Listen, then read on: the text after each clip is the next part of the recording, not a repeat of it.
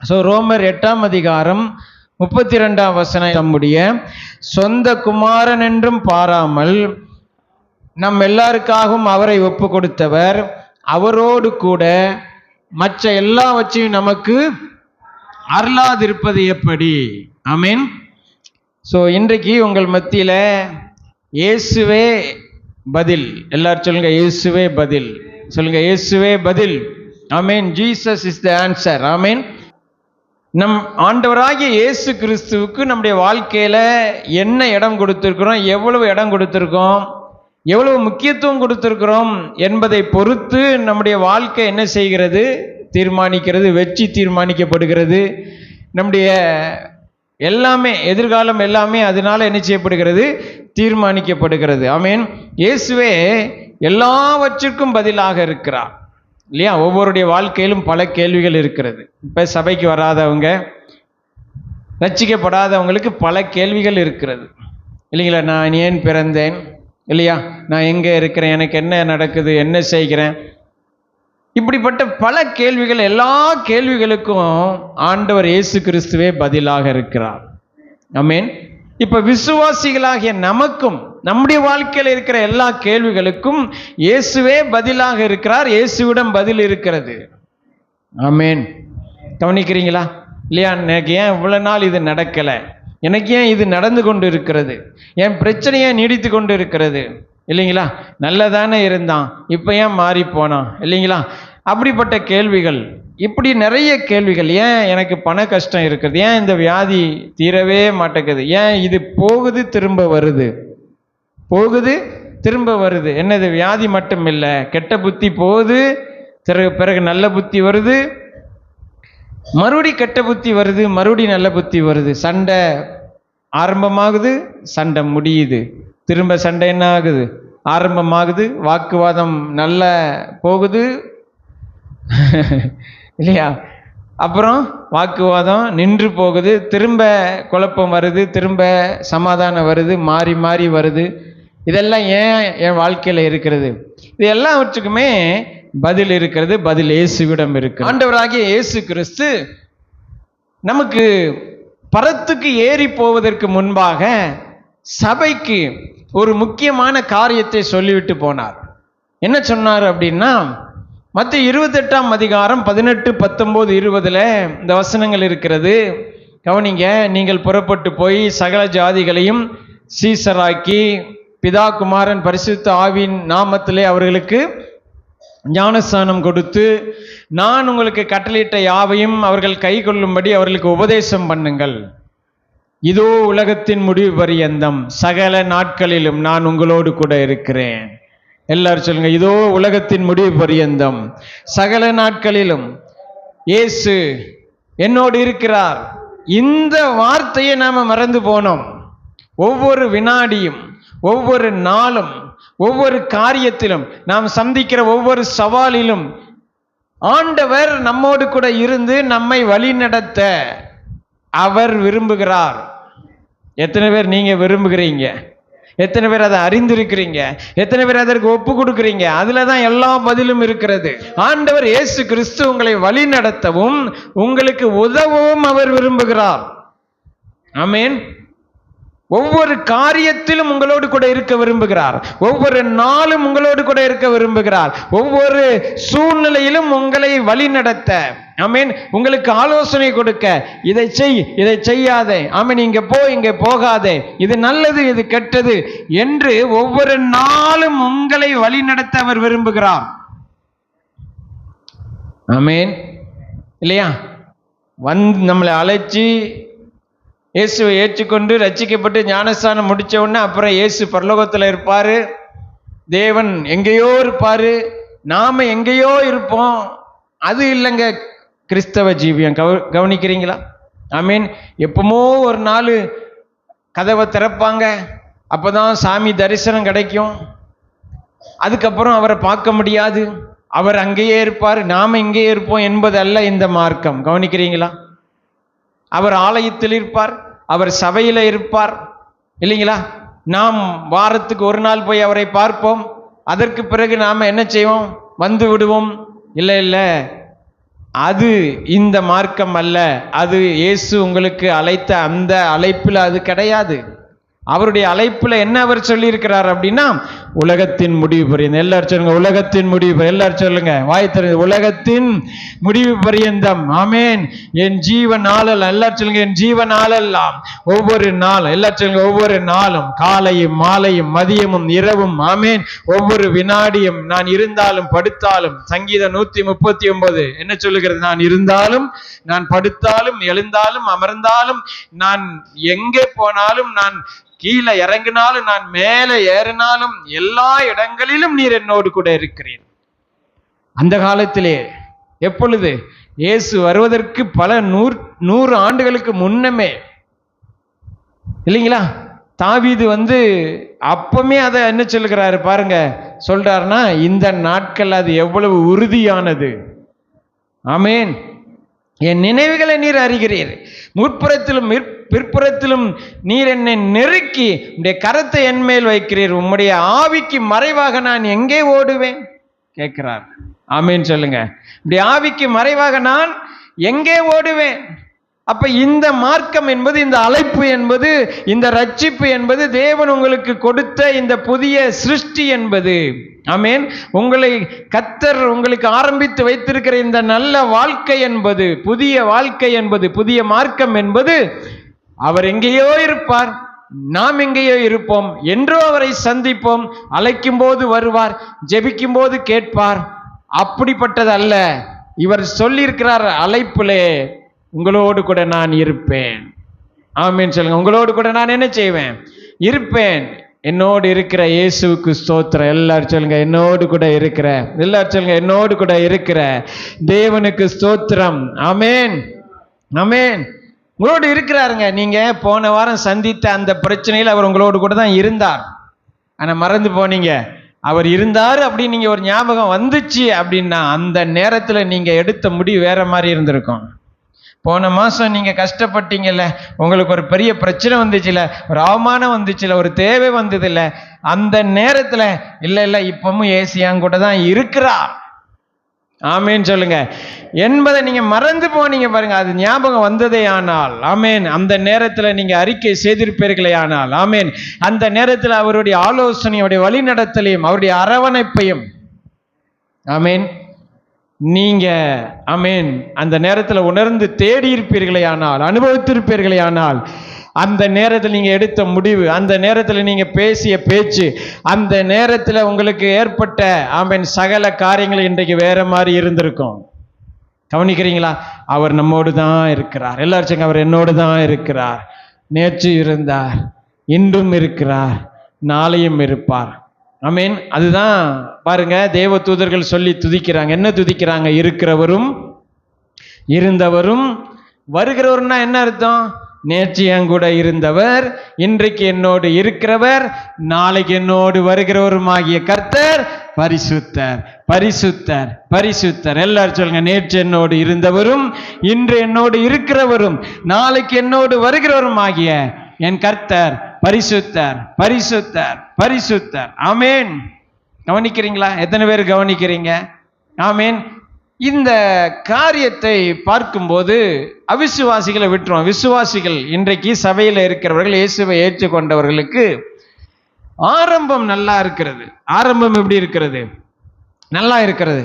ஆனால் நாட்கள் போக போக சூழ்நிலைகள் என்ன செய்கிறது? காரியங்கள் மாற மாற சில விஷயங்களை நம்ம மாற்றிக்கொண்டே இருக்கிறோம். இயேசு நம்மோடு இருப்பேன்னு சொல்லியிருக்கிறார். இயேசு நம்மோடு இருப்பேன்னு செஞ்சிருக்கிறார், சொல்லியிருக்கிறார். இப்ப நல்ல கவனிங்க, எல்லாமே எப்படி ஆரம்பித்தது? இந்த வாழ்க்கை எப்படி ஆரம்பித்தது? அதாவது இந்த புதிய வாழ்க்கை, இந்த ரட்சிப்பின் வாழ்க்கை, இந்த ஆண்டவர் இயேசு நம்மை அழைத்து நமக்கு கொடுத்த இந்த வாழ்க்கை எப்படி ஆரம்பித்தது? சிந்தித்து பாருங்கள். ஆமீன். எல்லாம் எப்படி ஆரம்பித்தது? வசனத்தை நம்ம பார்ப்போமா? கலாத்தியர் 3ஆம் அதிகாரம், கலாத்தியர் 3ஆம் அதிகாரம் 1ஆம் வசனம் 2ஆம் வசனம் என்ன சொல்லுகிறது பாருங்க. அப்போஸ்தலனாகிய பவுல் சபைக்கு எழுதும்போது 3ஆம் அதிகாரத்துல 1ஆம் வசனம் என்ன சொல்லுகிறார் பாருங்க. புத்தி இல்லாத கலாத்தியாரே, நீங்கள் சத்தியத்துக்கு கீழ்ப்படியாமல் போகத்தக்கதாக உங்களை மயக்கினவன் யார்? இயேசு கிறிஸ்து சிலுவையில் அறையப்பட்டவராக உங்கள் கண்களுக்கு முன் பிரத்யட்சமாய் உங்களுக்கு வெளிப்படுத்தப்பட்டிருந்தாரு. ஒன்றை மாத்திரம் உங்களிடத்தில் அறிய விரும்புகிறேன். நியாயப்பிரமாணத்தின் கிரியையினாலேயா விசுவாச கேள்வினாலேயா எதினால் ஆவியை பெற்றீர்கள்? ஆமீன். 3ஆம் வசனத்தை பாருங்க. ஆவியினாலே ஆரம்பம் பண்ணின நீங்கள். என்ன சொல்றாரு? ஆரம்பத்தை பத்தி இப்ப நம்ம பேசிட்டு இருக்கிறோம். எதை பத்தி பேசுகிறோம்? எப்படி ஆரம்பித்தது, எப்படி எல்லாம் ஆரம்பித்தது. கலாத்தியர் 3ஆம் அதிகாரம் 1ஆம் வசனத்துல என்ன சொல்றாரு?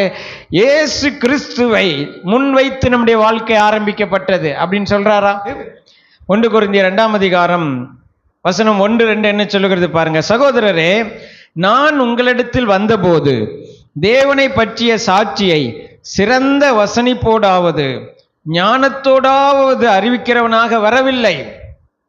அடுத்த வசனத்தை பாருங்க. இயேசு கிறிஸ்துவை சிலுவையில் அறையப்பட்ட அவரையே அன்றி வேற ஒன்றையும் உங்களுக்குள்ளே அறியாதிருக்க தீர்மானித்திருந்தேன். ஆமீன் சொல்லுங்க. கவனிக்கிறீங்களா? எத்தனை பேர் கவனிக்கிறீங்க? இதை பற்றி நம்ம பார்த்துட்டு இருக்கிறோம். எப்படி நமக்கு இந்த ஜீவன், இந்த புதிய வாழ்க்கை, கிறிஸ்தவ வாழ்க்கை, ரட்சிப்பு ஆரம்பமானது சொல்றாரு. கவனிங்க. நான் வரும்போது சிறந்த வசனிப்போடு, இப்போ நான் பிரசங்கம் பண்றேன்ல, இதை மாதிரி முன்னுரை கொடுத்து, ஆமீன் இல்லைங்களா, உங்களுக்கு எல்லாம் கொடுத்து என்ன செய்யலை. யாரோ ஒருத்தர் இயேசு அப்படியே சொன்னாங்க, எக்கா வாங்கக்கா அப்படிதான் சொல்லியிருப்பாங்க இல்லைங்களா? இப்படியே பிரசங்கம் பண்ற மாதிரியே பண்ணியிருப்பாங்க இல்லையா? ஒரு உதாரணத்தை சொல்லி, விதைக்கிறவனை பற்றிய உவமையை கேளுங்கள் அப்படின்லாம் சொல்லி அவங்களுக்கு பிரசங்கம் பண்ணியிருப்பாங்க. இல்லை, ஏங்கா ஒரு மாதிரி இருக்கீங்க, வாங்கக்கா இயேசு தெரியுமா உங்களுக்கு, அப்படிதான் கேட்டிருப்பாங்க. ஆமாவா இல்லைங்களா? இயேசுன்னு ஒருத்தர் இருக்கிறாருங்க. ஆமீன் இல்லையா? இயேசு கோயிலுக்கு போவோம் அப்படி கூட சொல்லி கூப்பிடுவாங்க. எங்கள் ஒரு ஃப்ரெண்டு அப்படி தான் சுவிசேஷம் அறிவிப்பார். எங்கே போனாலும் நாங்கள் இயேசு கோயிலில் இருந்து வர்றோம் அப்படிம்பார். ஆமீன். நாங்கள் எங்கேருந்து வர்றோம்? இயேசு கோயில். வாங்க, இயேசு கோயிலுக்கு வந்து அவங்களுக்கு நல்லது நடக்கும், இயேசு நல்லவர். ஆமீன் சொல்லுங்க. ஹல்லேலூயா. இல்லையா? இப்படி சாதாரணமாக வெகுளியா ஒன்றும் தெரியாத யாரோ ஒருவர் சொன்ன அந்த வார்த்தையை நீங்கள் நம்பி விசுவாசித்த உடனே உள்ளுக்குள்ள ஒரு மாற்றம். ஆமீன் சொல்லுங்க. ஏங்க அப்படி இருக்கிறீங்க? பேய் பிடிச்சா இருக்கு உங்களுக்கு, வாங்க இயேசு சுகமாக்குவார். உங்களுக்கு வியாதியா, வாங்க இயேசு சுகமாக்குவார். ஆமீன். ஏன்னா கஷ்டப்படுறீங்க, வாங்க. குடும்ப பிரச்சனையா, யார் போனா, அவர் போனா போட்டு, வாங்க இயேசு இருக்கிறார். இப்படி ஒரு சாதாரண வார்த்தையை சொன்னபோது அதைத்தான் சொல்றாரு. இப்படி நான் பேசினேன் உங்ககிட்ட வந்து, ஆனா என்ன சொன்னேன் அப்படின்னா 2ஆம் வசனத்துல சொல்றாரு, இயேசு கிறிஸ்துவை. என்ன சொல்றாரு? இயேசு கிறிஸ்துவை சிலுவையில் அவரை அறையப்பட்ட அவரையே நான் உங்களுக்கு என்ன செஞ்சேன்? அறிவித்தேன். அப்படிதான் ஆரம்பமாச்சு. அப்படிதான் என்ன ஆச்சு? ஆரம்பமாச்சு. ஆமீன். அப்புறம் அப்போஸ்தலர் நடவடிக்கைகளின் புஸ்தகத்துல 4ஆம் அதிகாரம், அப்போஸ்தலர் நடவடிக்கைகளின் புஸ்தகம் 4ஆம் அதிகாரம் பக்கம் 165, அப்போஸ்தலர் 4:12 என்ன சொல்லுகிறது பாருங்க. அவராலே அன்றி வேறொருவராலும் ரட்சிப்பு இல்லை. நாம் ரட்சிக்கப்படும்படிக்கு வானத்தின் கீழெங்கும் மனுஷருக்குள்ளே அவருடைய நாமமே அல்லாமல் வேறொரு நாமம் கட்டளையிடப்படவும் இல்லை என்றான். ஆமென். ஹல்லேலூயா. ஆரம்பத்தை பற்றி பேசி கொண்டிருக்கிற, எப்படி நமக்கு எல்லாம் ஆரம்பமானது, எப்படி எல்லாமே ஆரம்பமானது சொல்றாரு. கவனிங்க. அவராலே அன்றி, இயேசுவாலே அன்றி வானத்திலும் பூமியிலும் வேற ஒரு நாமம் இல்லை. ஆமீன் சொல்லுங்க. எலியாவின் நாமத்தில் இல்லை, மோசையின் நாமத்தில் இல்லை, ஆபிரகாமின் நாமத்தில் இல்லை, வெள்ளி பொண்ணுடைய நாமத்தில் இல்லை. ஆமீன். கவனிக்கிறீங்களா? உலகத்தில் இருக்கிற ஏதோ ஒரு விலை உயர்ந்த பொருள், பணம், அந்த நாமத்தில் இல்லை. கவனிக்கிறீங்களா? ஒரு தலைவன், அந்த நாமத்தில் இல்லை. பைபிளில் சொல்லப்பட்டிருக்கிற எந்த நாமத்தில் இல்லை. ஒரே ஒரு நாமம், இயேசு. எல்லாரும் சொல்லுங்க இயேசு. பயத்தோடு சொல்லுங்க இயேசு. இயேசுவின் நாமம். ஆமேன். அதை சொன்னா பேய்கள் நடுங்கும். ஆமேன். கட்டுகள் அறுபடும். ஏன்னா அவர் சிலுவையில சாத்தானின் தலையை நசுக்கி வெற்றி பெற்றிருக்கிறார். ஹல்லேலூயா. இயேசு என்ன செய்திருக்கிறார்? அந்த இயேசுவின் பெயரை சொன்ன உடனே உங்களை கட்டியிருந்த பிசாசு இருள் எல்லாம் விலகி விடுதலை. ஆமேன். இதுதான் ஆரம்பம். இதான் என்னது? ஆரம்பித்த பிறகு கவனிங்க எப்படி போகணும். ஆனால் இப்போ எப்படி போகுது, அது ரெண்டையும் நம்ம பார்க்க போகிறோம். ஆரம்பித்தோம் இந்த பழைய நாட்களில். இப்போ காரெல்லாம் நம்ம பார்த்துருக்கீங்க, பஸ்ஸில் போகிறீங்க இல்லைங்களா? காரில் இப்போ போகிறீங்க, கார் வச்சுருக்கீங்க நிறைய பேர் இல்லைங்களா? நிறைய பேர் கார் வாங்க போகிறீங்க. இதுக்கு நீங்கள் கண்டிப்பாக ஆமேன்னு சொல்லியிருக்கணுமே இல்லைங்களா? இந்த ஆமேன்னு சொல்கிறது தான் வரவேற்கிறது. காருக்குள்ளே உட்கார்ந்தோடனே காரை ஸ்டார்ட் பண்ணுறோம் இல்லையா? கார் ஸ்டார்ட் ஆகி போகுது. ஆனால் இப்படி கிடையாது. 1910க்கு முன்னாடி எப்படி காரை ஸ்டார்ட் பண்ணணும்னா, நீங்கள் விவசாய கிணத்துல ஒரு மோட்ரு வச்சுருப்பாங்க, பார்த்துருக்கீங்களா? இந்த காலத்தில் சில இடங்களில் உண்டு, பழைய காலத்தில் உண்டு. ஒரு பெரிய பிஸ்டல் அதுக்கு பேர். அதை சொறி என்ன செய்யணும்? சுற்றணும். சுற்றின உடனே அது மெல்ல மெல்ல மெல்ல என்ன செய்யும்? ஸ்டார்ட் ஆகும். இதே மாதிரி தான் ஒரு காலத்தில் காரை ஸ்டார்ட் பண்ணாங்க. உங்களுக்கு தெரியாதில்ல? ஒரு காலத்தில் இதே மாதிரி தான் என்ன செஞ்சாங்க? காருக்கு முன்னாடி இருக்கிற அந்த பேனட்டை திறந்து அதை உள்ளே விட்டு என்ன செய்வாங்க? ஸ்டார்ட் பண்ணாங்க. ஸ்டார்ட் பண்ணும்போது அது எதிர்த்து வரும், டேமேஜ் ஆகும், இதெல்லாம் நிறைய நடக்குது. ஆனால் அதற்கு அப்புறம் என்ன செஞ்சாங்க அப்படின்னு சொன்னால், ஸ்டார்டர் மோட்டார்னு ஒன்றை கண்டுபிடிச்சி, கவனிக்கிறீங்களா? பேட்டரியும் வச்சு அந்த பேட்டரியின் மூலமாக ஒரு சின்ன மோட்டாருக்கு கனெக்ஷன் கொடுத்து, அந்த மோட்டார் என்ன செய்யும்? அந்த பேட்டரியை ஆன் பண்ண உடனே அந்த சின்ன மோட்டார் தன்னால் ஆன் ஆகி அது என்ன செய்யும்? நம்ம கையில் சுற்றுறோம் பார்த்தீங்களா பிஸ்டன், அதுக்கு பதில் அது வேலை செய்து பெரிய இன்ஜினை ஸ்டார்ட் ஆகி விட்டுட்டு அது மறுபடியும் என்ன செஞ்சிடும்? கலண்டு விடும். அது என்ன செஞ்சிடும்? கலண்டு விடும். அப்புறம் அந்த பெரிய இன்ஜின் என்ன செய்யும்? தன்னால் சுற்றி கார் போகுது. கவனிக்கிறீங்களா?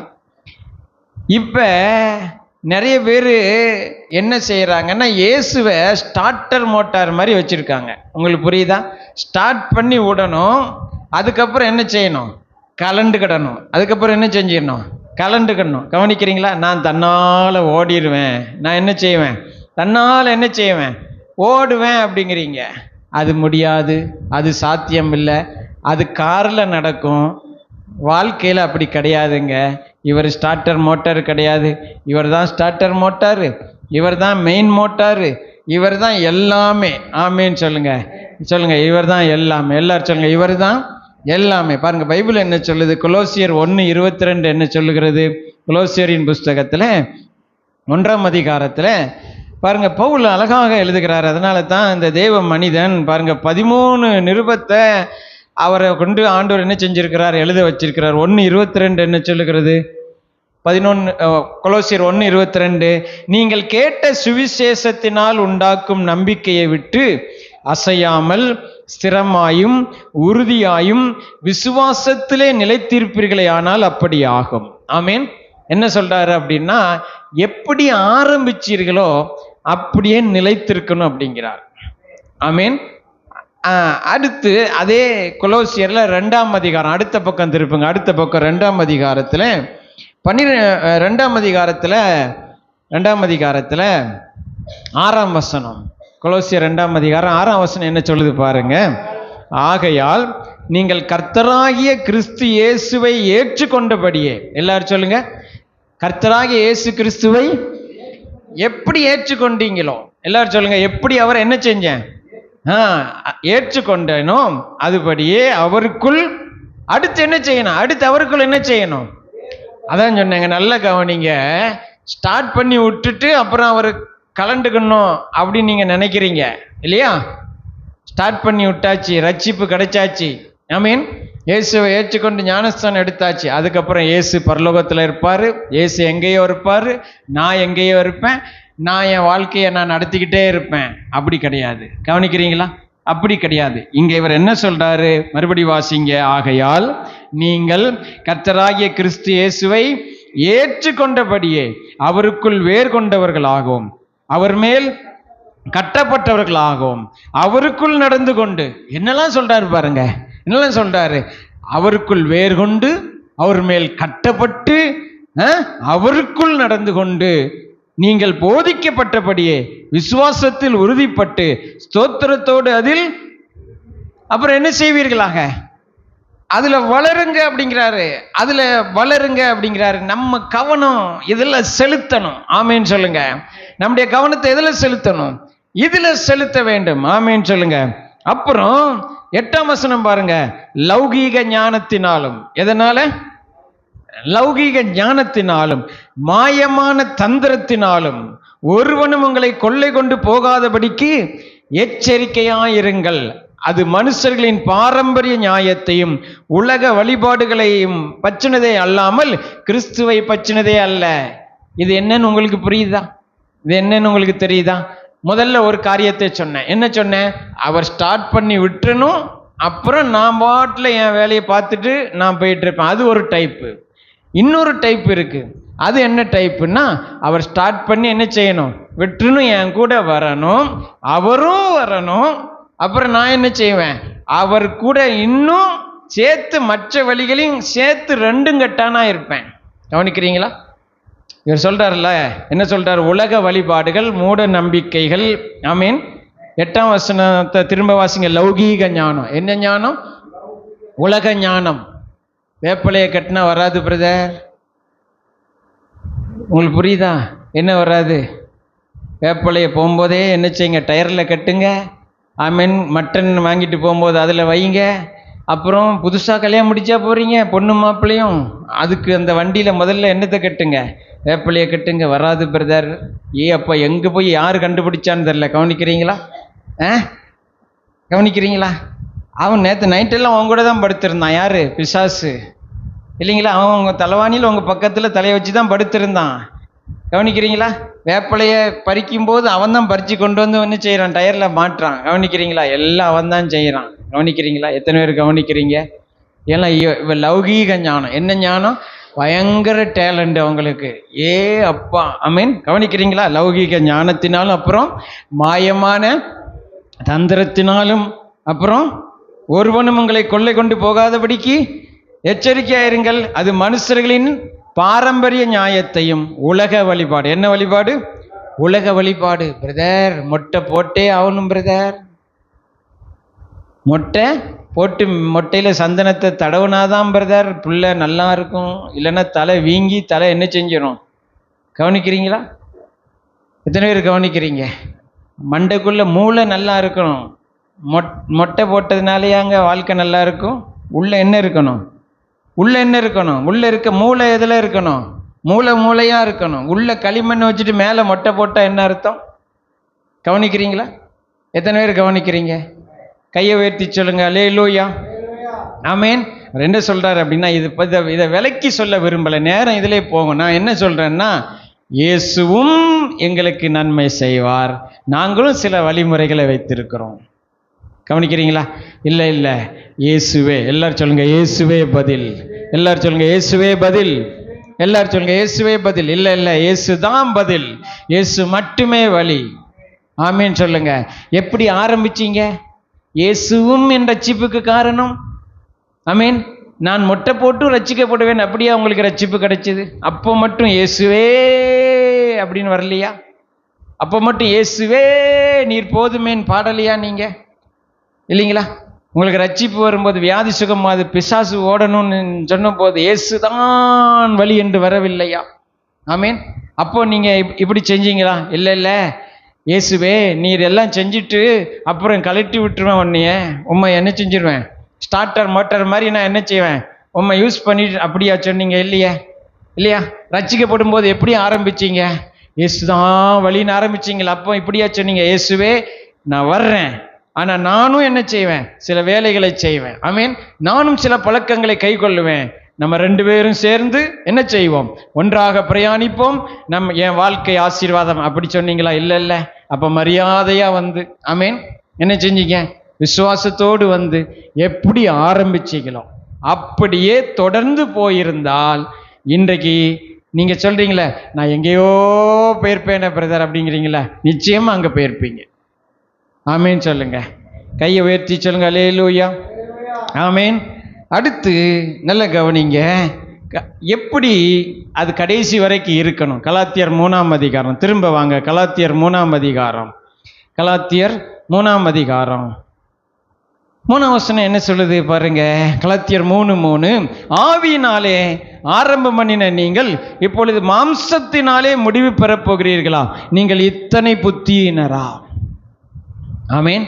இல்லையா? அங்க எதை பத்தி பேசுறார்? முடிவை பத்தி பேசுகிறார். எதை பத்தி பேசுகிறார்? ஆரம்பத்தை பார்த்தோம், பிறகு எப்படி அது தொடர்ந்து போகணும்னு பார்த்தோம். அடுத்து என்ன சொல்றாரு? முடிவு எப்படி இருக்கணும்? முடிவும் அப்படிதான் இருக்க வேண்டும். முடிவுனா கவனிங்க, எண்டு கிடையாது. முடிவுனா என்ன கிடையாது? முடிவுனா என்ன கிடையாது? முடிவுனா என்னதுன்னா பூரணம். முடிவுனா என்னது கிடையாது? க்ளோஸ், எண்டு, அது கிடையாதுங்க. அது கிடையாது. முடிவுனா என்னதுன்னா பூரணம். வீடை கட்ட ஆரம்பிச்சேன், வீட்டை கட்டி முடிச்சிட்டேன். ஆமீன் சொல்லுங்க. சொல்லுங்க. வீட்டை கட்ட ஆரம்பிச்சேன், வீட்டை கட்டி என்ன செஞ்சிட்டேன்? அந்த முடிவு பூரணமா கம்ப்ளீட் பண்றது. எதை பத்தி பேசுறாரு சொல்லுங்க? எதை பத்தி பேசுறாரு? படிக்க ஆரம்பிச்சேங்க, 10 அரியர் இருக்குங்க, எத்தனை வருஷமா? அது கிடையாது. படிக்க ஆரம்பிச்சேன், கிராஜுவேஷன் ஆகிவிட்டேன், முடிச்சிட்டேன்.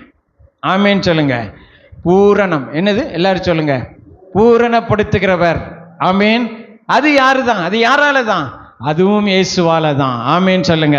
அவர் சொல்றார், எப்படி ஆரம்பிச்சீர்களோ, கலாத்தியர் 3:3, ஆவியினாலே ஆரம்பம் பண்ணினீர்கள், விசுவாசத்தினாலே ஆரம்பம் பண்ணினீர்கள், இயேசுவை கொண்டு உங்கள் வாழ்க்கையை ஆரம்பித்தீர்கள். ஆமேன்னு சொல்லுங்க. சிலர் அப்படி ஆரம்பிச்சது உண்மைதான். ஆமேன். ஸ்டார்டர் மோட்டார் மாதிரி. ஆமே, ஸ்டார்ட் பண்ணிட்டு அப்புறம் விட்டாச்சு, அதுக்கப்புறம் நான் பாட்டில் ஓடுவேன். இடையில பிரச்சனை வந்துச்சுன்னா அப்போ மட்டும் இயேசுவே இயேசுவே இயேசுவே. கவனிக்கிறீங்களா? இல்லை இல்லை, அவர் என்ன சொல்லியிருக்கிறாரு? உலகத்தின் முடிவு பரியந்தம். எல்லாரும் சொல்லுங்க, உலகத்தின் முடிவு பரியந்தம், சகல நாட்களிலும். ஆமேன். நீங்க வேலைக்கு போன நாளிலும், நீங்க லீவு போட்ட நாளிலும், ஆமேன், நீங்க வீட்டில் இருக்கும் போதும், நீங்க சமைக்கும் போதும், பிரயாணம் போகும் போதும், சகல நாட்கள். எல்லாரும் சொல்லுங்க, சகல நாட்களிலும், கல்யாண நாளிலும், ஆமேன், எல்லா நாளிலும். ஆமேன் சொல்லுங்க. அவர் உங்களோடு கூட. எல்லாரும் சொல்லுங்க, அவர் என்னோடு கூட இருக்கிறார். ஆமேன் சொல்லுங்க. ஆமேன். இப்ப நான் வசனத்தை ஆரம்பித்தேன்ல, அதுல இருந்து எங்கேயுமே போகல. ரோமர் 8:32. இப்ப ரோமர் 8:32 நீங்க ஞாபகப்படுத்துங்க.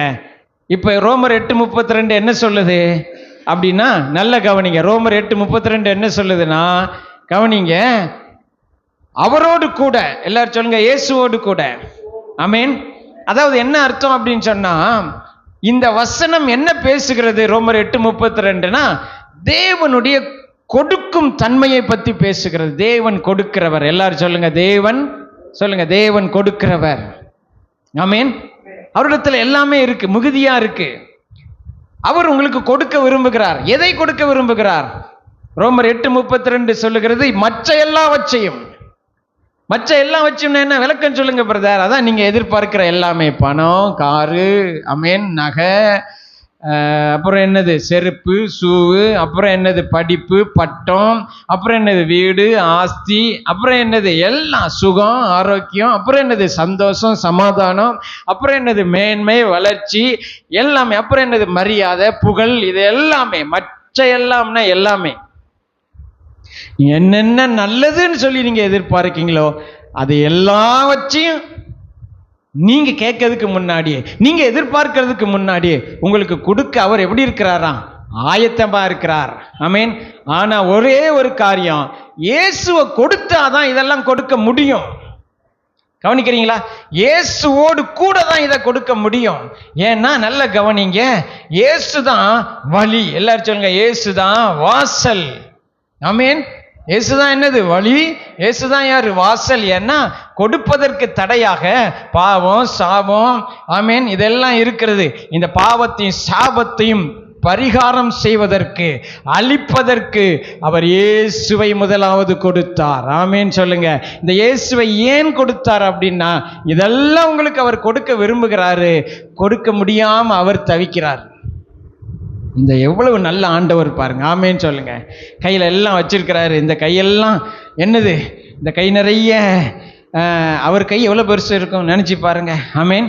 இந்த வானம் அவருக்கு சிங்காசனம், பூமி அவருக்கு பாதப்படி. ஆமேன். இந்த விரல் மாதிரி இருக்கான் அந்த உலகம். ஆண்டவுடைய பெருவிரல் மாதிரி என்ன இருக்கான்? உலகம் இருக்கான். அப்போ இந்த கையில் எத்தனை உலகம் இருக்கும் சொல்லுங்க? கணக்கு போடுங்க. மேக்ஸ் சயின்ஸ் படிச்சிருக்கீங்கல்ல, 2/2 அப்படி ஏதாவது கணக்கு போடுங்க. ஆமேன். நல்லா கவனிங்க. அவர் கையில் எவ்வளோ உலகம் இருக்க முடியும்? ஆமேன். அப்போ அந்த கை நிறைய அவர் என்ன வச்சிருக்கிறாரு? வெள்ளியும் பொன்னும் மோதிரம் நகை எல்லாம் இருக்கு, செயின் எல்லாம் இருக்குன்னா எத்தனை நகை இருக்கும்? எத்தனை கிலோ செயின்? ஆமேன். எத்தனை கிலோ நகை, எத்தனை கிலோ காரு, எத்தனை வீடு, எத்தனை எல்லாம் வச்சுட்டு உங்களுக்கு கொடுக்க அவர் ஆவலாயிருக்கிறார். ஆமீன் சொல்லுங்க. ஆனால் ஒன்று தடையாக இருந்தது, பாவம், சாபம், ஆதாம் செய்த பாவம். அதனால் உலகத்தில் வந்த பிரிவினை, தேவனுக்கும் மனிதனுக்கும் ஏற்பட்ட பிரிவினை. கவனிங்க, அந்த நாளில் அவர் சொன்னார், நீ உன் முகத்தின் வேர்வையால நீ கஷ்டப்பட்டு நீ உழைச்சி நீ உன் வாழ்க்கையை பார்த்துக்கிடுவ, இனிமே அதுதான் உன் நிலைமை அப்படின்ட்டார். ஏன்னா அதை மனுஷன் தேர்ந்தெடுத்தான். கவனிங்க, ஆதாம் செய்த தவறு என்ன அப்படின்னா, ஆதாம் செய்த தவறு என்னன்னா, ஆதாம் நான் என் வாழ்க்கையை பார்த்து கொள்வேன் என்று முடிவெடுத்தான். இந்த பழத்தை பறித்து புசிக்காதன்னு சொல்றதுல அதுல என்னங்க பெரிய விஷயம் இருக்கு நீங்க கேட்குறீங்க? அந்த பழத்தை தின்னதாங்க இவ்வளோ பெரிய தப்பு? ஏங்க, பழத்தை தின்னது தப்பு கிடையாதுங்க. ஆண்டவர் அந்த பழத்தை சாப்பிடும்போது ஒரு கண்டிஷன், ஒரு வாரியத்தை சொல்லியிருந்தார். என்றைக்கு நீ பழத்தை சாப்பிட்றியோ அன்றைக்கு நீ என்ன முடிவு எடுக்கிற அப்படின்னு சொன்னா, என் வாழ்க்கையை நான் பார்த்துக்கிடுவேன், என் வாழ்க்கையை நான் என்ன செய்வேன், பார்த்து கொள்வேன். தேவனே, உம்முடைய தயவும் உதவியும் எனக்கு தேவையில்லை, நீ ஒரு முடிவு எடுக்கிற அப்படின்னாரு. அவன் அதே மாதிரி என்ன செஞ்சிட்டான், முடிவெடுத்துட்டான். என்னால் முடியும், தேவன் இல்லாமல் வாழ முடியும் அப்படிங்கிற ஒரு முடிவு எடுத்த போது ஆண்டவர் சொல்றாரு, சாபம்னு சொல்லுது.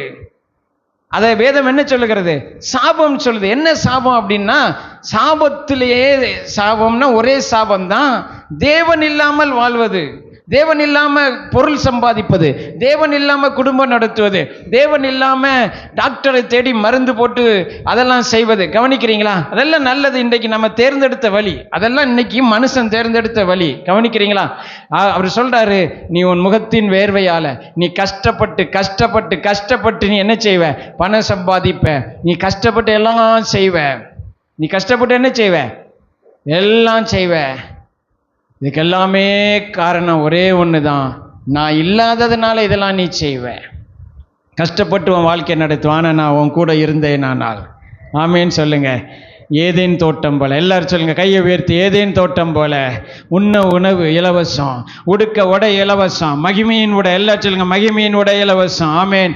அந்த தேசத்தில் பொன் விளைந்தது, அந்த பொன் நல்லது. ஆமேன். அதை அந்த தோட்டத்தை செழிப்பாக்க 4 நதிகள் உள்ளே பாய்ந்தது. அங்கே சத்துரு இல்லை, அங்கே பயம் இல்லை, அங்கே வியாதி இல்லை, அங்கே எதுவுமே இல்லை. ஏன்னா அங்கே கூட அவர் இருந்தார். ஆமேன்னு சொல்லுங்க. இப்போ தேவனுக்கும் மனிதனுக்கும் பிரிவினை உண்டாயிடுச்சு. இந்த பிரிவினையை போக்கி அவனுக்கு திரும்ப இதெல்லாம் கொடுக்க அவர் எல்லாவற்றையும் ஆவலாக இருந்தார். ஆவலாக இருக்கும்போது அவரால் கொடுக்க முடியல. தடையாக அவன் எடுத்த தீர்மானம், அவனுடைய மீறுதல், அவனுடைய பாவம் காரணமாக இருக்கும்போது அந்த பாவத்தையும் தொலைப்பதற்கு நானே ஒரு வழியை உண்டு பண்ணுகிறேன், நானே செய்கிறேன். முதல்ல என் குமாரனை அனுப்புகிறேன். ஆமீன் சொல்லுங்க. முதல்ல யாரை அனுப்புகிறேன்? என் குமாரனை அனுப்புகிறேன், இயேசுவை அனுப்புகிறேன். ரோமர் 8ஆம் அதிகாரத்தில் தானே நம்ம வாசித்தோம் 32.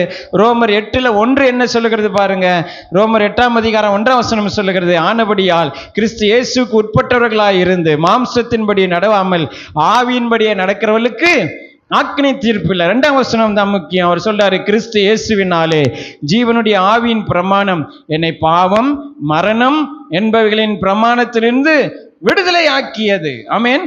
3ஆம் வசனம், அது எப்படினால், மாம்சத்தினால் பலவீனமாயிருந்த நியாயப்பிரமாணம் செய்யக்கூடாததை தேவனே செய்யும்படிக்கு தம்முடைய குமாரனை பாவ மாம்சத்தின் சாயலாகவும் பாவத்தை போக்கும் பலியாகவும் அனுப்பி மாம்சத்திலே பாவத்தை ஆக்கினைக்குள்ளாக தீர்த்தார்.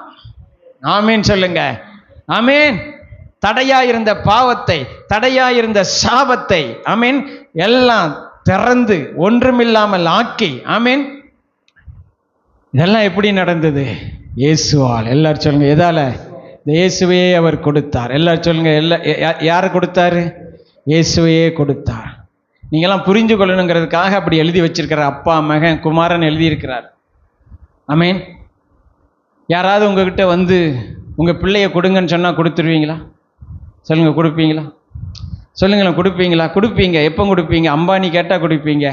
உங்கள் பிள்ளைய கொடுங்க.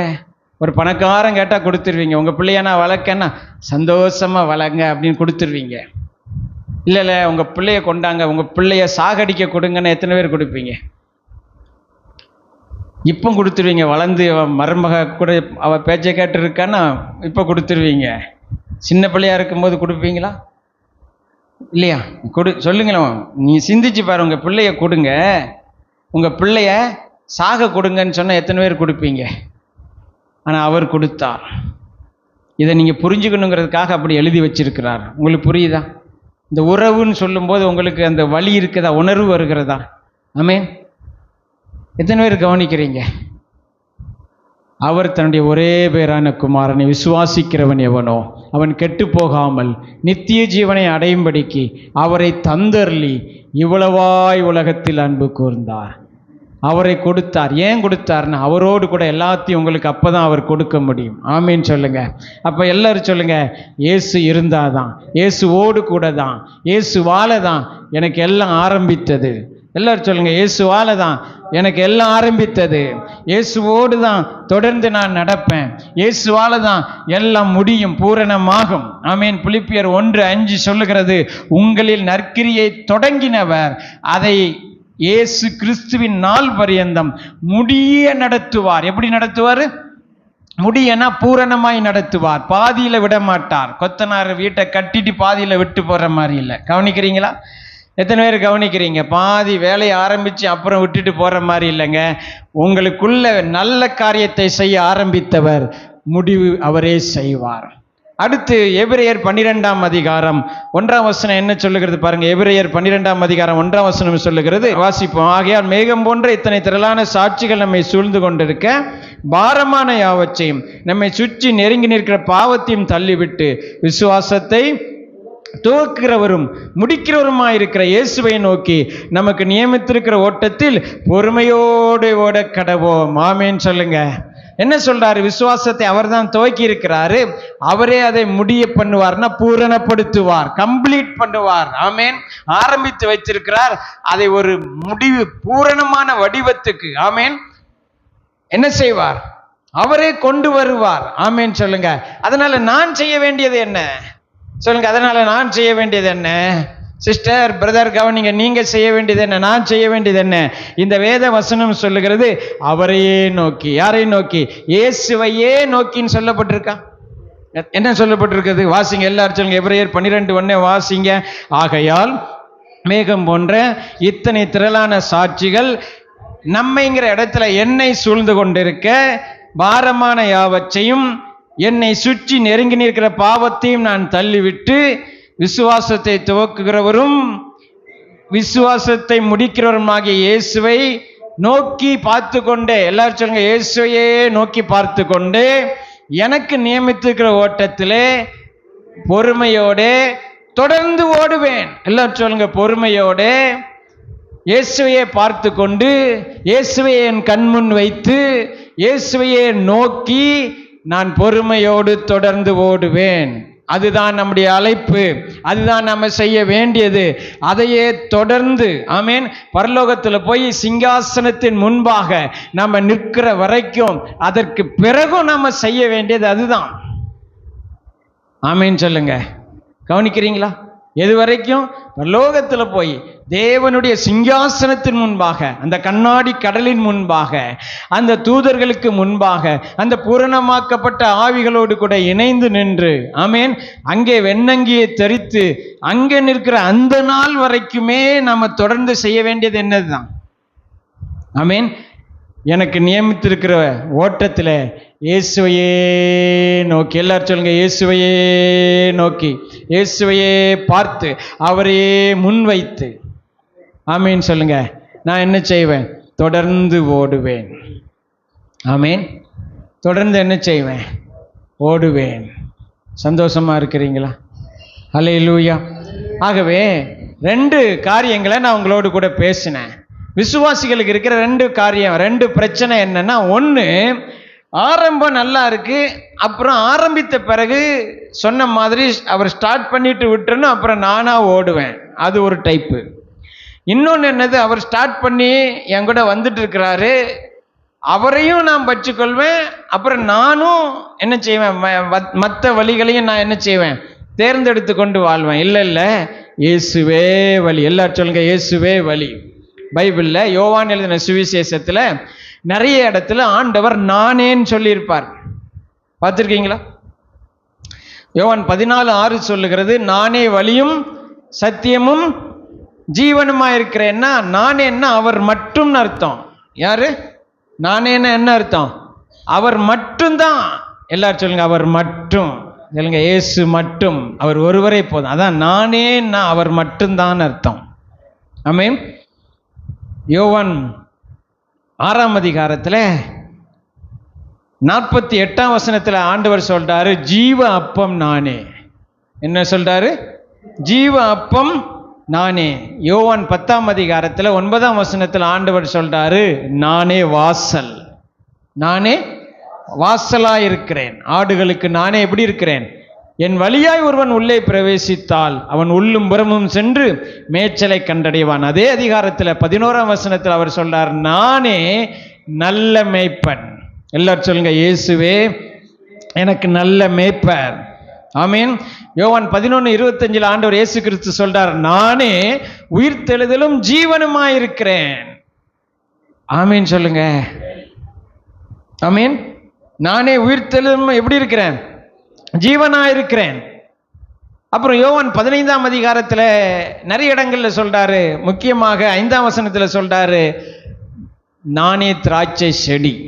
நானே திராட்சை செடி, நீங்கள் கொடிகள். ஆமேன்னு சொல்லுங்க. நீங்கள் யாரு? கொடிகள். அதற்கு நேராக இன்றைக்கு நம்முடைய கவனத்தை திருப்போம். யோவான் 15ஆம் அதிகாரத்தில் 5ஆம் வசனத்திற்கு வாங்க. யோவான் 15ஆம் அதிகாரம் 5ஆம் வசனமாக அதை முதல் காரியமாக பார்ப்போம். இப்போதான் நம்ம செய்திக்குள்ள நம்ம போறோம். யோவான் 15ஆம் அதிகாரம் 1ஆம் வசனம் என்ன சொல்லுது பாருங்க, நான் மெய்யான திராட்சை செடி, என் பிதா திராட்சை தோட்டக்காரர். என்னில் கனி கொடாதிருக்கிற கொடி எதுவோ அதை அவர் அறுத்து போடுகிறார். கனி கொடுக்கிற கொடி எதுவோ அது அதிக கனிகளை கொடுக்கும்படி அதை சுத்தம் பண்ணுகிறார். நான் உங்களுக்கு சொன்ன உபதேசத்தினாலே நீங்கள் இப்பொழுதே சுத்தமா இருக்கிறீர்கள். என்னில் நிலைத்திருங்கள். எல்லாரும் சொல்லுங்க, நான் இயேசுவில் நிலைத்திருப்பேன். எல்லாரும் சொல்லுங்க, நான் இயேசுவில் நிலைத்திருப்பேன். எல்லாரும் சொல்லுங்க, நான் இயேசுவில் நிலைத்திருப்பேன். காலையிலும் மாலையிலும் மதியத்திலும் வேலையிலும் வீட்டிலும் பிரயாணத்திலும் உறங்கும் போதும் விழிக்கும் போதும் இயேசுவோடு இருப்பேன். ஆமேன்னு சொல்லுங்க. அவர் நம்மோடு தாங்க இருப்பாரு. நல்லா கவனிக்கிறீங்க, அவர் யாரோடு தான் இருப்பாரு? நம்மோடு தான் இருப்பார். ஏன்னா அவர் சொன்னதை செய்கிறவர், அவர் வாக்கே மாற மாட்டார். உங்களோடு கூட இருப்பேன்னு உங்களை அழைச்சார் இல்லையா, உலகத்தின் முடிவு பரியந்தம். நான் உன்னை விட்டு விலகுவதும் இல்லை, உன்னை. அவர் சொன்ன சொல்லில உறுதியா நிற்பார். ஆமீன். பக்கத்தில் நிற்பார், கூடவே இருப்பார். ஆனால் நாம என்ன செய்வோம்? சில நேரங்களில் மறந்து போவோம். கூடாது. அதனால தான் இவர் சொல்றார், என்னில் நிலைத்திருங்கள். என்ன சொல்றாரு? என்னில். இந்த நிலைத்திருங்கள் என்ற வார்த்தை ஆங்கிலத்தில் அபைடுன்னு சொல்லப்பட்டிருக்கிற கிரேக்க பாஷையில் அதுக்கு ஒரு அர்த்தம் என்ன அப்படின்னா, உடன் பிரயாணியுங்கள். இயேசுவோடு கூட சேர்ந்து என்ன செய்யுங்க? இயேசுவோடு கூட சேர்ந்து பிரயாணம், அவங்க வாழ்க்கையை நடத்துங்கள் அப்படிங்கிறார். ஆமீன். எல்லாரும் சொல்லுங்க, என்னில் நிலைத்திருங்கள், நான் இயேசுவில் நிலைத்திருப்பேன். ஆமீன். வாசிங்க, என்னில் நிலைத்திருங்கள், நானும் உங்களில் நிலைத்திருப்பேன். கொடியானது திராட்சை செடியில் நிலைத்திராவிட்டால் அது தானாய் கனி கொடுக்க மாட்டாதது. அது தானாய். எல்லாரும் சொல்லுங்க, இந்த வசனத்தை எல்லாரும் மறுபடியும் சொல்லுங்க, அது தானாய். அதான் சொன்ன, அது தானாக. அதை ஆரம்பிக்கிறதுக்கும் ஒரு ஸ்டார்டர் மோட்டார் தேவை மாதிரி, அதை ஆரம்பித்து ஸ்டார்ட் பண்ணி விடுறதுக்கும் ஒன்று தேவை. ஸ்டார்ட் பண்ணி விட்டதுக்கு அப்புறமும் தொடர்ந்து நடத்த தேவை. அதுக்கப்புறம் அதை பூரணமாக்கிறதுக்கும் அது தேவை. எல்லாவற்றுக்கும் எனக்கு இயேசு தேவை. எல்லாரும் சொல்லுங்க, எல்லாவற்றுக்கும் எனக்கு எல்லா நேரத்திலும் இயேசு வேண்டும். தானாய் கனி கொடுக்க முடியாது. எல்லாரும் சொல்லுங்க, என்னில் நானே, அவர் இல்லாமல் நல்லதாய் நல்லவனாய் நல்லவளாய் வாழ முடியாது. அதான் நான் சொன்ன, இப்போ உங்களுக்கு பதில் கிடைக்கும். முதல்ல சில கேள்விகள்லாம் உங்களுக்கு சொன்னேன்ல, ஒரு நாள் சண்டை, ஒரு நாள் சமாதானம், ஒரு நாள் நல்ல புத்தி, ஒரு நாள் கெட்ட புத்தி, இப்படியெல்லாம் முதல்ல சொன்னேன்ல, அதுக்கெல்லாம் இதுதான் பதில். என்னன்னா கவனிங்க, ஒரு நாள் இயேசு கூட இருக்கிறார், ஒரு நாள் இயேசு கூட இல்லை. அவர் இருக்கிறாரு, நான் இல்லை. அதான் விஷயம். அவர் எப்போதும் கூட இருப்பார். அவர் சொல்லியிருக்கிறாரு, நான் நிலைத்திருப்பேன், நானும் உங்களில் என்ன செய்வேன். அவர் கூடவே தான் இருக்கிறார். ஆனா ஏன் பிரச்சனை என்னன்னா, விசுவாசிகளுடைய பிரச்சனை என்னன்னா, ஒரு நாள் இயேசு கூட இருக்கிறது, ஒரு நாள் இயேசு கூட இல்லை. ஆண்டவரே, நான் இப்பொழுது என்ன செய்ய போகிறேன்? சண்டை ஆரம்பமாக போகிறது. ஆகவே நீர் கொஞ்ச நேரம் எங்கே இரும்? வெளியே இரும். அதற்கு பிறகு இப்போ பாத்திரத்தெல்லாம் எரிந்து அவர் பாத்திரத்தை எரிய, நான் விளக்குமாற எரிய, சண்டை முடிஞ்சது. இதுக்கப்புறம் சண்டை முடிஞ்சதுக்கு அப்புறம், இயேசுவே சமாதானத்தை உண்டாக்க மாட்டீரா? அப்பொழுது இயேசு, அமேன், திரும்ப இயேசு, அமேன். அதான் சொன்னேன், ஒரு நேரம் இயேசு கூட, ஒரு நேரம் இயேசு இல்லை. அமேன். சபைக்குள்ள இயேசு, சபையை விட்டு வெளியே போனா இயேசு இல்லை. நல்லா கவனிக்கிறீங்களா?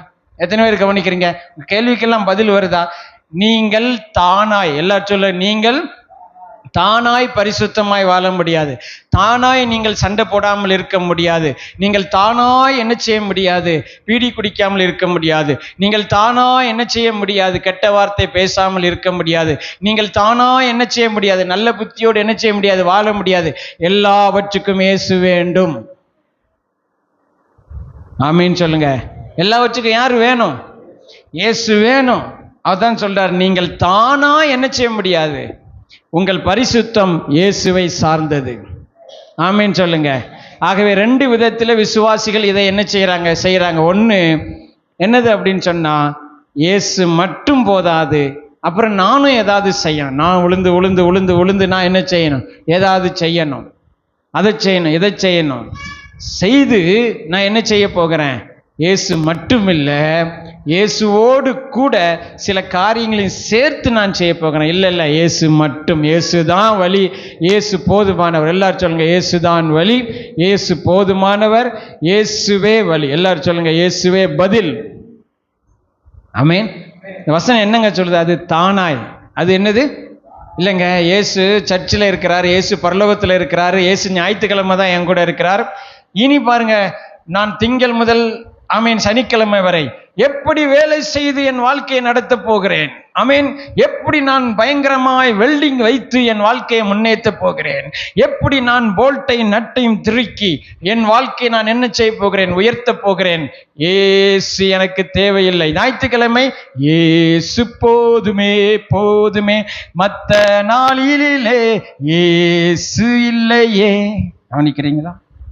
இன்னைக்கு நிறைய பேருக்கு அதான் பிரச்சனை. அதான் சொன்னேன், ஒரு நாள் சண்டை, ஒரு நாள் சமாதானம், ஒரு நாள் கடன், ஒரு நாள் செழிப்பு. இல்லை.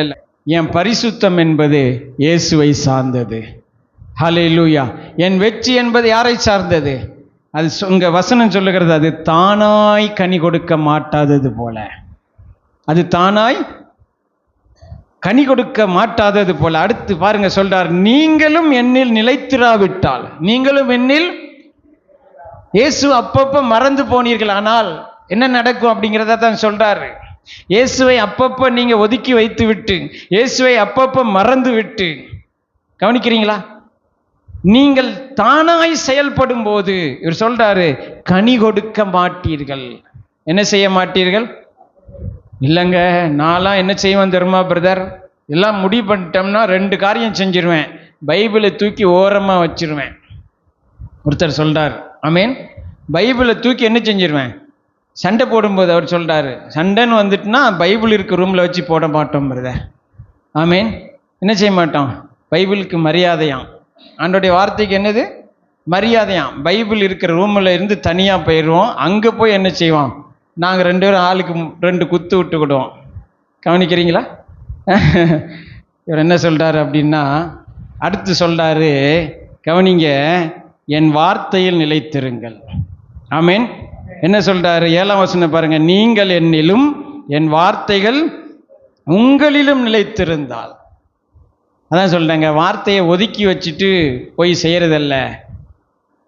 இந்த பைபிள் ஆண்டவர் நமக்கு எழுதி கொடுத்த வார்த்தை, இது பிரிண்ட் அடிக்கப்பட்டிருக்கு, அவ்வளோதான். இது நம்ம வாசிக்கிறதுக்காக. ஆனால் இந்த வார்த்தை நம்ம இருதயத்தில் இருக்கணும், அது எப்போதும் நிலைத்திருக்கணும். சொல்லுங்க, நான் வார்த்தையில் நிலைத்திருப்பேன். எல்லாரும் சொல்லுங்க, வார்த்தையில் நிலைத்திருப்பேன். ஆமீன். சொல்றாரு, 5ஆம் வசனத்தை வாசிங்க. நானே திராட்சை செடி அப்படின்னா என்ன அர்த்தம்? வாசிங்க, அந்த வசனத்தை வாசிங்க எல்லாரும். நானே திராட்சை செடி, நீங்கள் கொடிகள். ஒருவன் என்னிலும் நான் அவனிலும் நிலைத்திருந்தால் அவன் மிகுந்த கனிகளை கொடுப்பான். என்னை அல்லாமல் உங்களால் ஒன்றும் செய்ய கூடாது. கவனிக்கிறீங்களா? எத்தனை பேர் கவனிக்கிறீங்க? அதாவது அவர் சொல்றாரு, திராட்சை செடியை அவர் உதாரணமாக எடுத்து சொல்றார். நல்ல கவனிங்க. செடியாக இயேசு இருக்கிறார், கொடியாக விசுவாசிகள் அவரை நம்புகிறவர்கள் இருக்கிறாங்க. இப்போ இவர் என்ன சொல்றாரு, இந்த கொடி கனி கொடுக்குது இல்லையா, அது எதை சார்ந்து இருக்கு அப்படின்னா அவர் சொல்றாரு, கொடி செடியோடு இருப்பதை பொறுத்து இருக்கிறது. செடியானது கொடியோடு, அதாவது கொடி, அதாவது பிரான்ச், கொடியானது செடியோடு நிலைத்திருக்கிறதை பொறுத்து தான் அது எவ்வளவு கனி கொடுக்கிறது அப்படிங்கிறது அது தீர்மானிக்கப்படுகிறது.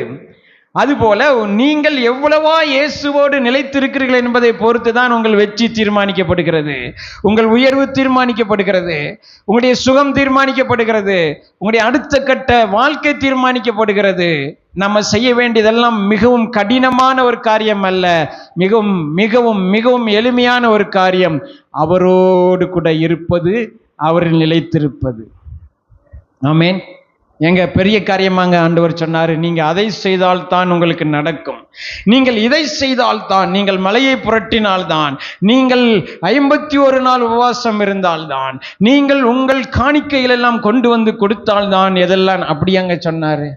ரொம்ப நல்ல தெய்வன். என்ன சொல்றாரு பாருங்க, என்னில் நிலைத்திருங்கள். ஆமீன். என்ன சொல்றாரு, என்னை மறந்துடாதீங்க அப்படிங்கிறாரு. என்ன செஞ்சிடாதீங்க, ஒதுக்கி வச்சிடாதீங்க, என்னை அப்பப்போ மட்டும் நினைக்காதீங்க. கவனிக்கிறீங்களா? கஷ்டத்தில் மட்டும் என்னை தேடாதீங்க, கஷ்டம் வருவதற்கு முன்னாடியே என்னை தேடுங்க, கஷ்டமே வராது. எத்தனை பேர் கவனிக்கிறீங்க? என்னை நிலைத்திருங்கள்னா என்ன அர்த்தம் அப்படின்னா, ஒரு நிமிஷம் கூட என்னை விட்டுறாதீங்கன்னு அர்த்தம். என்னை நிலைத்திருங்கள்னா என்ன அர்த்தம்? அபைட் இன் மீன் ஆங்கிலத்தில் சொல்லப்பட்டிருக்குன்னா என்ன அர்த்தம்? தொடர்ந்து அவரோடு கூட இருங்க, அவரோடு கூட பிரயாணப்படுங்க என்று அர்த்தப்படுகிறது இல்லைங்களா? நம்ம என்ன நினைக்கிறோம், ஞாயிற்றுக்கிழமை ஆனால் நம்முடைய ஆவிக்குரிய வாழ்க்கை ஆரம்பமாகிறது. என்றைக்கு நான் சபையிலே காலடி எடுத்து வைக்கிறேனோ அன்றைக்கு எனக்கு ஆவிக்குரிய வாழ்க்கை ஆரம்பிக்கிறது. இயேசு என்னோடு கூட இருக்கிறார். என்றைக்கு சபையை விட்டு வெளியே போகிறேனோ அதற்கப்புறம் இயேசு இல்லை, அடுத்த ஞாயிற்றுக்கிழமை திரும்ப வருகிறார். அப்படி கிடையாதுங்க.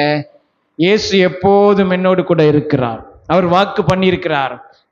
ஆனா அவர் சொல்றாரு, நான் உங்களில் நிலைத்திருப்பேன், நீங்கள் என்னில் என்ன செய்யுங்க, நீங்கள் என்னில் என்ன செய்யுங்க, நிலைத்து இருங்கள். ஆமேன். நீங்க என்னோடு கூட இருக்கிறதை பொறுத்து, என்னோடு கூட நீங்கள் வைத்திருக்கிற உங்களுடைய உறவை பொறுத்து, என்னோடு நீங்கள் வைத்திருக்கிற ஐக்கியத்தை பொறுத்து உங்கள் வாழ்க்கையில கனி உண்டாகும், உங்கள் வாழ்க்கையில வெற்றி உண்டாகும், உங்கள் வாழ்க்கையில எல்லாமே அதை பொறுத்து தான் ஆரம்பமாக போகிறது. அப்படின்னா இது எவ்வளவு முக்கியமானது, இதில் நம்ம எவ்வளவு கவனத்தை செலுத்த வேண்டியதா இருக்கிறது. ஆமேன். கவனிக்கிறீங்களா? லூக்கா எழுதின சுவிசேஷம் 10ஆம் அதிகாரம், லூக்கா எழுதின சுவிசேஷம் 10ஆம் அதிகாரம் 42ஆம் வசனத்தை நாம் வாசிப்போம். பக்கம் 97 இருக்கிறது. தேவையானது ஒன்றே, மரியாள் தன்னை விட்டு எடுபடாத நல்ல பங்கை தெரிந்து கொண்டாள் என்றார். ஆண்டவர் இயேசு ஒரு வீட்டுக்கு போகிறார். சரிங்களா? 2 பேர் இருந்தாங்க. ஒரு சகோதரியுடைய பெயர் மார்த்தாள், ஒரு சகோதரியுடைய பெயர் என்னது, மரியாள். அந்த வீட்டுக்கு இயேசு வந்த உடனே கவனிங்க, ஒரு சகோதரியாகிய மரியாள் இயேசுவின் பாதத்தில் உட்கார்ந்து அவருடைய வசனத்தை கேட்டு கொண்டிருந்தாளாம். இன்னொரு சகோதரி மார்த்தாள், இன்னொரு சகோதரியின் பெயர் மார்த்தாள். அவள் என்ன செய்தாலாம்? கவனிங்க, 40ஆம் வசனம் சொல்லப்பட்டிருக்கிறது. மார்த்தாளோ பற்பல வேலைகள் செய்வதில் மிகவும் வருத்தம் அடைந்து அவரிடத்தில் வந்து, ஆண்டவரே, நான் தனியே வேலை செய்யும்படி என் சகோதரி என்னை விட்டு வந்திருக்கிறதை குறித்து உமக்கு கவலை இல்லையா? எனக்கு உதவி செய்யும்படி அவளுக்கு சொல்லும் என்றாள். கவனிங்க, மார்த்தாள் என்ன செய்கிறாளாம்? பற்பல வேலைகள். என்ன வேலைகள்னு சொல்லப்படலை. அந்த காலத்தில் தானே வீட்டுக்கு பின்னாடி தோட்டம், தோட்டத்துக்கு அந்த பக்கம் இந்த பக்கம் மாட்டு தொழுவு, அதுக்கு அந்த பக்கம் ஆட்டுக்கடை, இதெல்லாம் இருந்திருக்கும். கவனிக்கிறீங்களா? ஆண்டவர் இயேசுவை வீட்டுக்குள்ளே வச்சுட்டு என்ன செஞ்சிருக்கிறா? பின்னாடி போய் செடிகளுக்கு தண்ணீர் பாய்ச்ச, அதுக்கப்புறம் மாடுக்கு எல்லாம் சாணி அல்ல, அதுக்கப்புறம் ஆட்டை குளிப்பாட்டுவதற்கு, அதுக்கப்புறம் இப்படி ஒவ்வொரு வேலையாக செய்துட்டு இருக்கிறான். செய்து வருத்தம் அடைந்து கவலைப்பட்டு ஆண்டவர்கிட்ட வந்து சொல்றான், ஆண்டவரே, ஏகப்பட்ட வேலை கிடக்கு, ஏகப்பட்ட இன்னும் பால் கறக்கணும், இன்னும் மாட்டுக்கு புல் போடணும், அப்புறம் என்னது திராட்சை செடிக்கு தண்ணி பாய்ச்சணும், அத்தி மரத்துக்கு என்ன செய்யணும், உரம் வைக்கணும், அப்புறம் சாணியெல்லாம் அள்ளி கொண்டு அங்கே போடணும், கவனிக்கிறீங்களா? அப்புறம் துணியை துவைச்சி காய வைக்கணும், அப்புறம் என்ன செய்யணும், காய்கறியை வெட்டி சமையல் பண்ணணும், அதுக்கப்புறம் என்ன செய்யணும். இப்படி தொடர்ந்து வேலையா இருந்துட்டுருக்கு. நான் வேலை செஞ்சு என்ன செஞ்சேன், அழுத்து போனேன், பயங்கர கஷ்டமாக இருக்கு, இவளை வர சொல்லுங்கன்னு சொன்ன உடனே அவள் என்ன நினச்சிருப்பா? ஆண்டவர் கைதட்டி ஆஹா ஓ சூப்பர் பொம்பளை நீ அப்படின்னு சொல்லுவான்னு எதிர்பார்த்தா, ஆண்டவர் சொன்னார், இவ செய்ததான் கரெக்டு. யார் செய்ததான் கரெக்டு? மரியாள் செஞ்சதான் கரெக்டு. நீ செஞ்சது என்னது கிடையாது, சரி கிடையாது, தப்பு அப்படிங்கிறார். ஆமேன். வேலை செய்கிறத தப்புன்னு சொல்லலை, கஷ்டப்படுறத தப்புன்னு சொல்லலை. இயேசு வந்திருக்கிறாரு, இயேசு வீட்டுக்குள்ளே இருக்கிறாரு, இயேசு பேசிட்டு இருக்கிறாரு. இயேசுவை விட நீங்கள் வேற எதையோ பற்றி கொண்டு நீங்கள் வாழ்க்கையில் சாதிக்கலாம் நீங்கள் நினைச்சீங்கன்னா அதை இயேசு பாராட்டவும் மாட்டார். ஏன்னா அதை ஏன் பாராட்ட மாட்டார்னா, அவர் பாராட்ட தெரியாதவர் அப்படிலாம் கிடையாது. இயேசு இல்லாமல் நீங்கள் செய்கிற காரியத்தில் வெற்றி வராது என்பது உங்களுக்கு தெரியுதோ இல்லையா? அவருக்கு தெரியும். தேவன் இல்லாமல் நீங்கள் செய்கிற காரியத்தில் முன்னேற முடியாது என்பது அவருக்கு தெரியும். தேவன் இல்லாமல் நீங்கள் செய்கிற எந்த காரியத்திலும் உங்களுக்கு அது என்ன செய்யாது, நீங்கள் எதிர்பார்க்கிற நல்ல முடிவை கொண்டு வராது என்பது யாருக்கு தெரியும்? அவருக்கு தெரியும். அவர் நினைச்சிருப்பா இயேசு பாராட்ட போகிறாரு, இயேசு நம்மளை ஓஹோ அப்படின்னு சொல்லிட்டு இப்போ மரியாளுக்கு 2 திட்டு விழ போகுது, அக்காவை வேலை செய்ய விட வச்சுட்டு நீங்கள் வந்திருக்கிறிய அப்படின்னு என்ன செய்ய போகிறாரு, திட்ட போறாரு. அப்படின்லாம் நினைச்சா இல்லை, ஆண்டவர் அவளுக்கு தான் சொன்னாரு, இவ தான் சரியானதை செய்திருக்கிறான். ஆமேன் ஆமேன் சொல்றாரு. அப்பதான் சொல்றாரு 41ஆம் வசனம் ஆண்டோடைய பதிலை பாருங்க. இயேசு அவளுக்கு பிரதியுத்தரமாக, மார்த்தாளே மார்த்தாளே, நீ அநேக காரியங்களை குறித்து கவலைப்பட்டு கலங்குகிறாய், தேவையானது ஒன்றே, மரியாள் தன்னை விட்டு எடுபடாத நல்ல பங்கை தெரிந்து கொண்டாள். ஆமீன் சொல்லுங்க, கையை உயர்த்தி சொல்லுங்க அல்லேலூயா.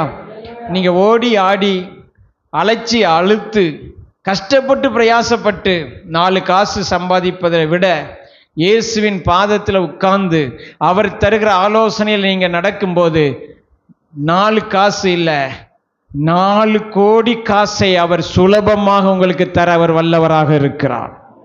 ஆமீன் சொல்லுங்க.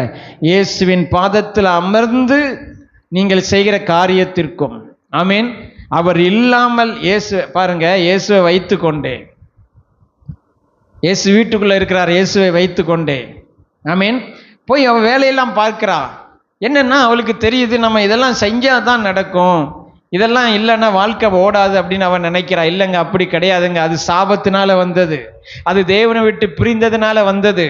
இந்த வேதனையும் கஷ்டமும் இந்த பாடுகளும் அதனால வந்தது. இன்றைக்கு அதையெல்லாம் இயேசு மாற்றி விட்டு, அதற்காக தான் ரோமர் 8:32 ஆண்டவர் இன்றைக்கு நம்ம வாசித்த அந்த வாக்கு தத்துவத்தில் என்ன சொல்லுகிறார் அப்படின்னு சொன்னா, அவரோடு கூட, எல்லாரும் சொல்லுங்க அவரோடு கூட இயேசு இருந்தால் போதும். எல்லாரும் சொல்லுங்க இயேசு என் கூட இருந்தால் போதும், நான் இயேசுவில் நிலைத்திருந்தால் போதும், என்னில் நிலைத்திருங்கள் சொல்றாரா இல்லை? என்ன சொல்றாரு? என்னில் நிலைத்திருங்கள். நீங்கள் தானாய் கனி கொடுக்க, நீங்கள் தானாய் என்ன செய்ய முடியாது, கனி கொடுக்க முடியாது. கொடியானது செடியோடு நிலைத்திருந்தால் அது மிகுந்த கனிகளை கொடுக்கும். நீங்க கஷ்டப்பட்டு பிரயாசப்பட்டு அவனை பிடிச்சி இவனை பிடிச்சி அங்க ஓடி இங்க ஓடி, கவனிக்கிறீங்களா?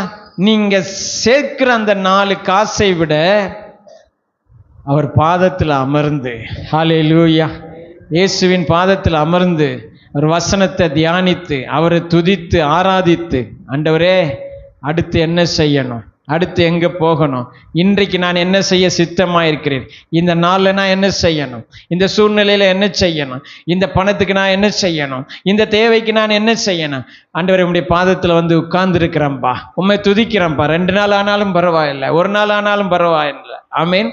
கவனிங்க, நீங்க எங்களுக்கு வழிகாட்டுங்க, நீங்க எனக்கு சொல்லுங்க. ஆமீன். எதுவுமே என்ன செய்யாது, வீணாய் போகாது. கர்த்தருடைய பாதத்துல அவரோடு செலவிடுகிற ஒவ்வொரு நிமிடமும் வினாடியும், ஆமீன், நாட்களும் வருஷங்களும் என்ன செய்யாது, வீணாய் போகாது. 3 வருஷம் அவனிங்க 3 வருஷம் அரபி தேசத்துல போய் அமர்ந்து விட்டார் பவுல். அவர் ரட்சிக்கப்பட்டு ஞானஸ்தானம் எடுத்த உடனே வேதம் சொல்லுகிறது, அவர் தாமதமின்றி இயேசுவே கிறிஸ்து என்று பிரசங்கிக்க தொடங்கினார். அதுக்கப்புறம் என்ன ஆச்சுன்னு தெரியல, 3 வருஷம் ஆளை காணோம். கலாத்தியர் நிருபத்தில் எழுதுகிறார், நான் 3 வருஷம் எங்க போயிட்டேன், நேர அரபி தேசத்துல போய் அங்க அமைதியா இருந்துட்டேன்னா என்ன அர்த்தம்னா, இந்த 3 வருஷம் ஆண்டவரோடு நேரத்தை செலவிடுகிறார்.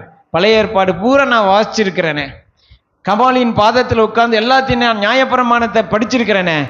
இந்த இயேசு அவர்தான் கிறிஸ்துவானால் அவரை பத்தி பழைய ஏற்பாட்டில் சொல்லியிருக்கணுமே. 3 வருஷம் உட்கார்ந்து ஒவ்வொரு புஸ்தகத்தை திரும்ப திரும்ப ஏசாயாவை சங்கீதத்தை வாசிக்க ஒவ்வொரு அதிகாரத்தில் இருந்தோம், ஒவ்வொரு நிருபத்தில் இருந்தோம், ஒவ்வொரு தீர்க்க தரிசனத்தில் இருந்தோம். இப்பொழுது இயேசு அவருக்கு வெளிப்பட ஆரம்பிக்கிறார். இந்த வெளிப்பாடோடு வெளியே வந்து ஊழியம் செய்ய ஆரம்பித்தார். பாருங்க, நிருபங்களை எழுத ஆரம்பித்தார், வெளிப்பாடுகள் வர ஆரம்பித்தது. ஆமென். தேசங்கள் அசைந்தது. ஆமென் சொல்லுங்க. தேசங்கள் என்ன செய்தது? எங்க இந்த 3 வருஷம் வேஸ்ட் கிடையாதுங்க. அந்த 3 வருஷம் அவர் இருந்ததுனால எப்படி தெரியுமா, அந்த 3 வருஷம் அவர் இயேசுவோடு கூட இருந்து தனிமையில இருந்து பலப்படுத்தினார்ல. இது எப்படின்னா, அவர் இதை பலப்படுத்தாம 30 வருஷம் கடினமா செய்யறதை விட, ஆமென், இந்த 3 வருஷம் அவர் இயேசுவோடு இருந்து செய்ததை பலன் அதிகமாய் வந்தது. ஆமென் சொல்லுங்க.